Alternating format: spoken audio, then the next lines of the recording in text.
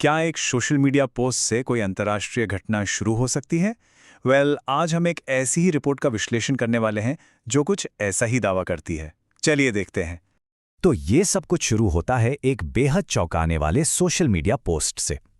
ये पोस्ट कथित तौर पर अमेरिका के पूर्व राष्ट्रपति डोनाल्ड ट्रंप का बताया जा रहा है और इसमें दावा किया गया है कि वेनेजुएला के राष्ट्रपति को पकड़ लिया गया है। जरा सोचिए, ये एक ऐसा दावा है जिसके जियोपॉलिटिकल नतीजे बहुत बहुत बड़े हो सकते हैं। अब जरा इस सीन को इमेजिन कीजिए। वेनेजुएला की राजधानी कराकस, सुबह सुबह का वक्त है और अचानक धमाकों की आवाज गूंजने लगती है। सरकारी इमारतों के ऊपर से धुआं उठता हुआ दिखाई दे रहा है।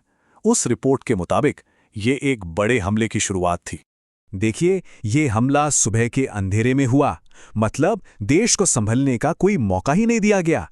एक सोची समझी स्ट्रैटेजी के तहत पूरी तरह से सरप्राइज अटैक। तो सवाल ये उठता है कि आखिर ये कथित हमला हुआ कैसे? वो रिपोर्ट बताती है कि ये कोई अचानक हुई घटना नहीं थी, बल्कि एक पूरी तरह से प्लान किया हुआ कई फेज वाला मिलिट्री ऑपरेशन था। मतलब ये कोई अचानक लिया गया फैसला बिल्कुल नहीं था। रिपोर्ट के हिसाब से देखें तो इस हमले की तैयारी महीनों से चल रही थी। ये एक लंबे और बहुत सोचे समझे अभियान की तरफ इशारा करता है। रिपोर्ट ये भी बताती है कि कैसे नेवी ने चारों तरफ से नाकाबंदी कर दी ताकि भागने के सारे समुद्री रास्ते बंद हो जाएं, और साथ ही हवाई हमलों से मेन मिलिट्री ठिकानों को निशाना बनाया गया, जिससे वेनेजुएला की जवाबी ताकत कह सकते हैं कि लगभग खत्म ही हो गई। अब हम एक बहुत ही अजीब से सिद्धांत पर आते हैं। क्या कभी पेंटागन पिज़्ज़ा मीटर के बारे में सुना है? उस रिपोर्ट का दावा है कि ये अमेरिकी मिलिट्री एक्शन का एक सीक्रेट इंडिकेटर हो सकता है। दावा ये किया गया है कि इस पिज़्ज़ा मीटर से ये संकेत मिला कि टॉप लेवल की टीमें रात भर जागकर इस हमले की प्लानिंग कर रही थीं।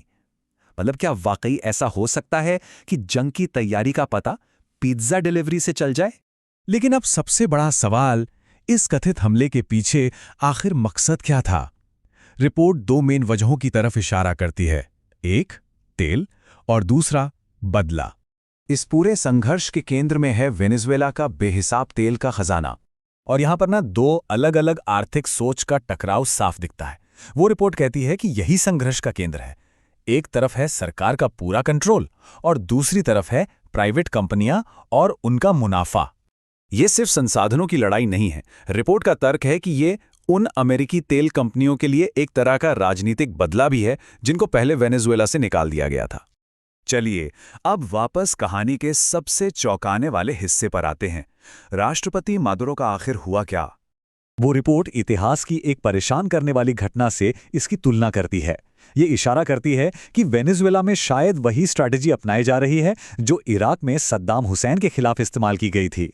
और ये बयान रिपोर्ट की गंभीर चेतावनी को साफ साफ दिखाता है कि अगर मकसद तेल है तो फिर पकड़े गए नेता का अंजाम भी वैसा ही हो सकता है जैसा हमने इतिहास में पहले देखा है।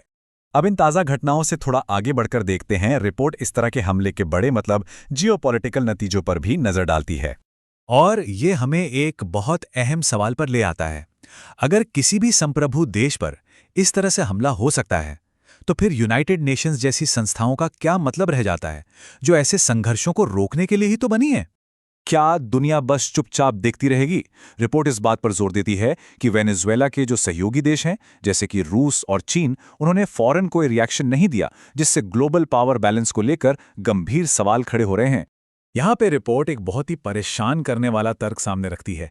क्या परमाणु हथियार ही किसी देश की सुरक्षा की एकमात्र गारंटी है? नॉर्थ कोरिया के पास न्यूक्लियर वेपन्स हैं और उस पर सीधा हमला नहीं होता, वहीं वेनेजुएला के पास नहीं है और रिपोर्ट के मुताबिक उस पर हमला हो गया। और यहीं पर आकर वो रिपोर्ट हमें एक आखिरी चुभते हुए सवाल के साथ छोड़ देती है। क्या हम एक ऐसी दुनिया की तरफ बढ़ रहे हैं जहां सिर्फ न्यूक्लियर पावर वाले देश ही असल में सुरक्षित हैं? ये एक ऐसा सवाल है जो हम सभी को ग्लोबल सिक्योरिटी के भविष्य के बारे में सोचने पर मजबूर करता है।